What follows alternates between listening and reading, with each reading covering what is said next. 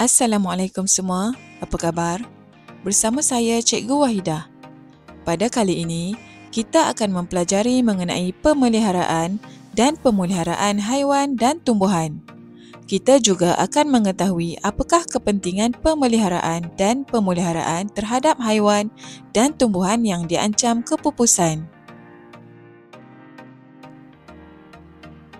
Pada pembelajaran lalu, kita telah mempelajari mengenai haiwan dan tumbuhan yang diancam kepupusan.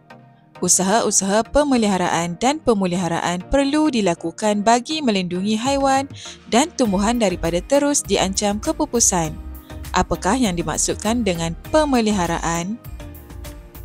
Pemeliharaan bermaksud langkah mengekalkan haiwan dan tumbuhan kepada keadaan asal yang seimbang. Terdapat pelbagai langkah pemeliharaan yang boleh dilaksanakan. Yang pertama, menjalankan pembalakan terpilih.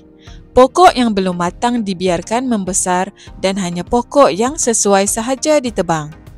Pembalakan pokok secara terpilih dilaksanakan bagi mengurangkan impak kepada alam sekitar. Kaedah ini juga dapat melindungi habitat haiwan dan tumbuhan. Kedua, mendidik masyarakat. Masyarakat harus dididik mengenai kepentingan melindungi haiwan dan tumbuhan daripada ancaman kepupusan. Contohnya, mengadakan kempen Hari Hidupan Liar Sedunia. Ketiga, memboikot penjualan produk daripada spesies yang terancam. Contohnya, tidak membeli telur penyu ataupun ketupat periuk kera ini. Pengguna dan pembeli harus bijak memilih dengan tidak membeli produk daripada haiwan dan tumbuhan yang terancam. Keempat, menguatkuasakan undang-undang.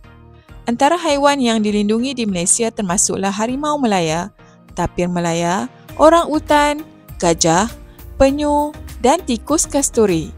Undang-undang dikuatkuasakan dengan tegasnya bagi melindungi haiwan daripada diancam kepupusan.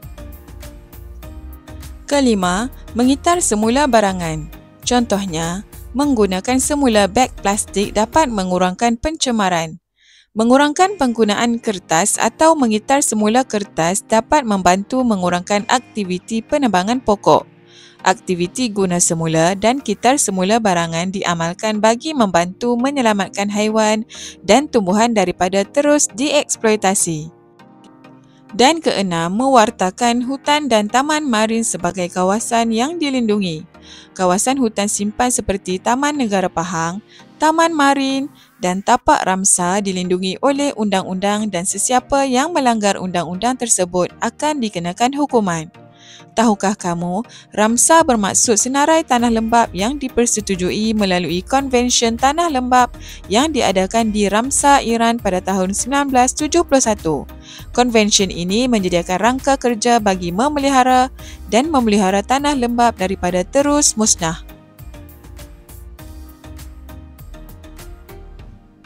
Apakah pula yang dimaksudkan dengan pemeliharaan? Pemeliharaan bermaksud mengembalikan haiwan dan tumbuhan kepada keadaan asal. Mari kita lihat aktiviti pemeliharaan. Yang pertama, membina pusat pemeliharaan. Contohnya, pusat pemeliharaan penyu diwujudkan untuk memantau aktiviti penyu bertelur dan melindungi penyu betina daripada gangguan semasa aktiviti bertelur. Ini dapat meningkatkan kadar anak penyu yang menetas dan berjaya dilepaskan ke laut. Pusat rehabilitasi orang utan juga dibina untuk menyelamatkan anak-anak orang utan yang terpisah daripada ibunya akibat aktiviti pembalakan, pertanian atau pemburuan haram. Mereka dilatih di pusat ini supaya mampu meneruskan hidup sebelum dilepaskan ke habitat hutan sebenar. Aktiviti pemeliharaan kedua ialah menanam semula pokok.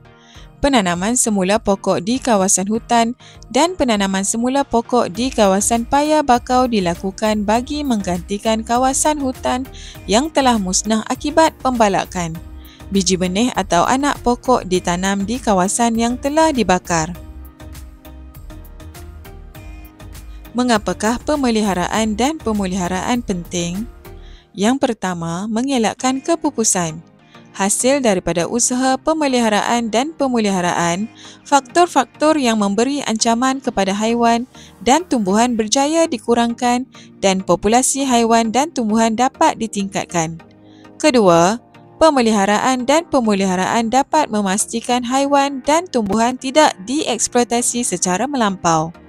Amalan mengguna dan mengitar semula barangan dapat mengurangkan kebergantungan kepada sumber semula jadi dan dapat mengelakkan tumbuhan dan haiwan daripada dieksploitasi secara melampau. Ketiga, mengekalkan persekitaran yang bersih dan sihat. Aktiviti pembalakan yang terkawal seperti pembalakan terpilih serta aktiviti penanaman semula dapat mengekalkan keseimbangan gas oksigen dan gas karbon dioksida. Tahukah kamu, tumbuh-tumbuhan hanya membekalkan sebahagian kecil bekalan oksigen kepada manusia. Pengeluar oksigen terbesar di dunia ialah alga yang tumbuh di laut dalam. Dan yang keempat, pemeliharaan dan pemeliharaan dapat mengelakkan kehilangan habitat. Penetapan beberapa kawasan sebagai hutan simpan, taman marin dan tapak ramsar dapat mengelakkan haiwan dan tumbuhan kehilangan habitat.